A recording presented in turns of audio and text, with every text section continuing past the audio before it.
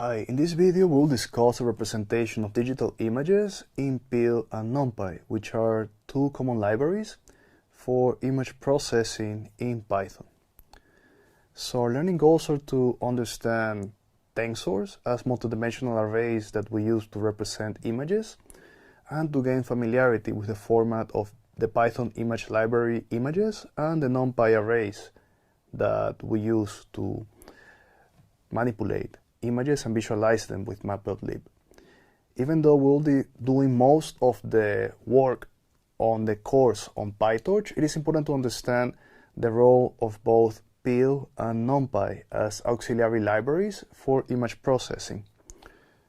So something that we should internalize is that what we have in the representation of a pixel is just a level of intensity. So a given pixel on an image, it's a value that has an intensity that's on the range from 0 to 255 when we have a grayscale channel.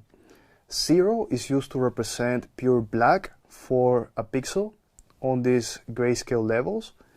255 is used to represent pure white, and the values in between are a shade of gray. So when we have 8 bits, we can represent this range between 0 and 255. And this is what most consumer displays do. They use 8 bits per channel, and consumer cameras also capture 8 bits per channel. And when I mean channel, it's channel like red, green, and blue. When we have a color image, we're going to have a stack of these intensities. We're going to have an intensity for every channel that we have in the stack. These stacks of images, these stacks of arrays, we call tensors. That's a concept that we're going to see over and over in this course.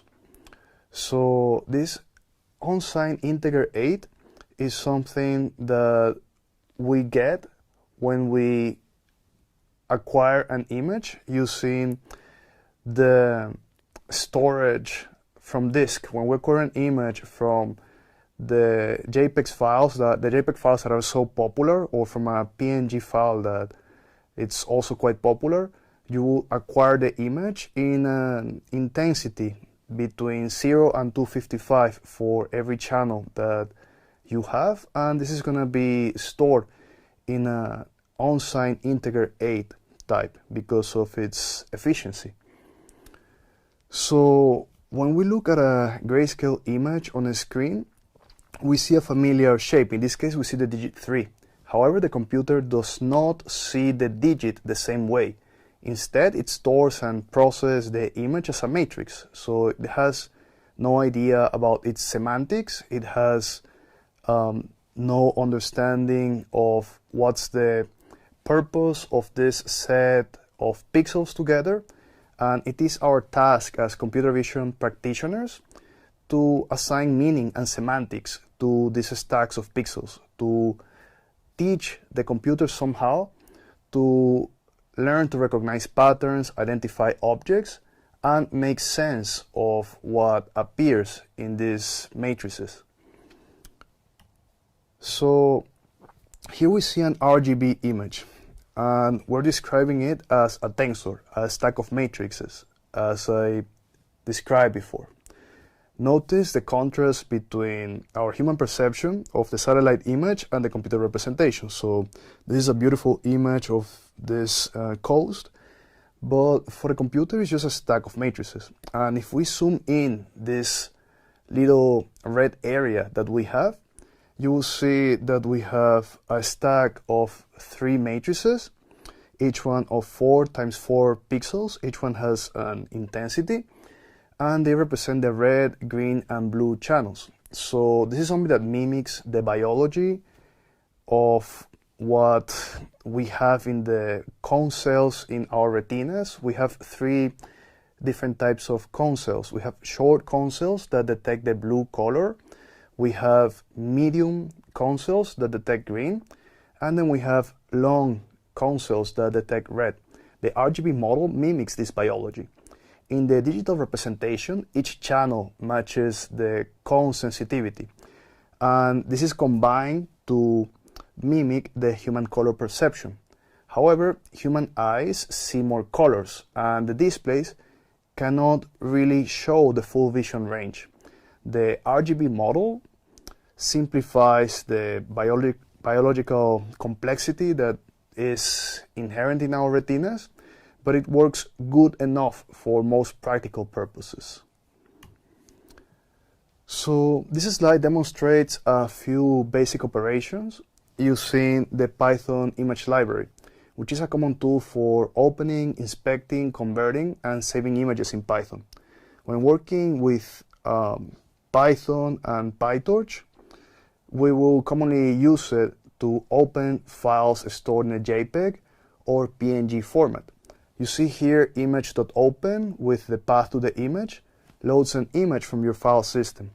Then it becomes a PIL image object, and we can call methods or attributes on it. When we call the attribute mode, we get as output L for grayscale, we will get RGB for a color image. And when we print size, we'll get 28 times 28, which is the true size of the image in pixels. It's a very, very small image. If I want to see it upscaled, we're going to be using the last statement that you see in this slide. We're going to be using import map.lib.pyplot as PLT, which is going to convert this PIL image into a NumPy array. And this is something that is going to make it appear blown up. And you see here that we also have some utilities to convert from the NumPy array into a PIL image from array. Is something that we can use to convert this NumPy array that you'll see defined in the practical notebook into a PIL image. And something super important is that we can use the functionality of save that we have in the PIL image object to save images after we have done some processing on them. So we can do pil.imageSave and then pass a path to the image, and this would allow us to save this persistently on our disk. So this slide introduces the NumPy n-dimensional array. The n-dimensional array that we have on NumPy is something that we can use to represent grayscale images or color images. ND array stands for n-dimensional, and this is a tensor. When we stack different matrices together as to represent colors, for example, we have tensors. Here we see a very important usage of the of the NumPy array, which is that we do broadcasting. We take the original values of the stack of the matrix here, and then we take 255 as a value that we subtract from, and this creates a negative of the image. You see now that the background is white, and the digit itself is now drawn in black. Is the opposite of what we had in the previous slide, and we create this with a single line of code. We don't need to loop through the values in the array, because NumPy is performing an operation called broadcasting. It's creating a matrix that has the exact same dimensions as this one under the hood, and then subtracting element-wise by every single value that we have there. And then we can see again the upscale version of this on map.lib. This is where we see this image blown up and not on its real 28 times 28 pixel size. This map.lib library is something that we're going to be using over and over to inspect the results of our training, and also of the images that we have pre-processed before feeding to the neural network. So it's important to gain familiarity with it. Here we see how red, green, and blue images can be produced and manipulated in NumPy. We see that we have a NumPy array that has 3 by 3 pixels, and we are defining here the different intensities in terms of red, green, and blue values on each one of the pixels here. And you can see how do this look. You see how red, green, and blue are represented as this little tensor, and this is the first row of pixels. Then we have the second row where we have a yellow pixel, a magenta pixel, and a cyan pixel, and then we have white, gray, and black pixels. And you see the intensities that correspond to this. I encourage you to play with this little matrix and change the intensities. You have this in the practical notebook, and you'll see how combining the different red, green, and blue values produces different colors.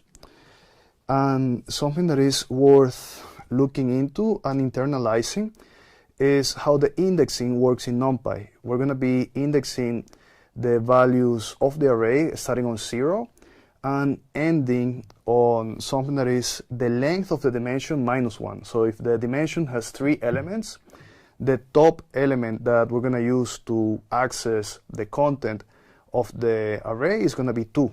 So 1 minus the dimension, the length of the dimension. So here I'm showing you how we can access the different intensities that we have on the RGB channels, how we can get one of the channels separately and see what is the intensity of the red and green and blue channels as grayscale images. We can also assign some color maps so that we can see the intensity images with red, green, and blue values. This is something that is helpful for interpretability. We can also do this play with the image arithmetic in NumPy that is quite fun. I would recommend you to take a look at this and see how we can select sections inside the NumPy array and assign intensities. And then you see in this example also how we can go back into a PIL image by using the image from array call, and then how we can merge the different images that we have produced into this beautiful square image that we see here with the different colors. You can play with the sections, you can play with the shapes that you're producing with this to gain a bit more familiarity about what we're doing when we do these assignments by index in NumPy.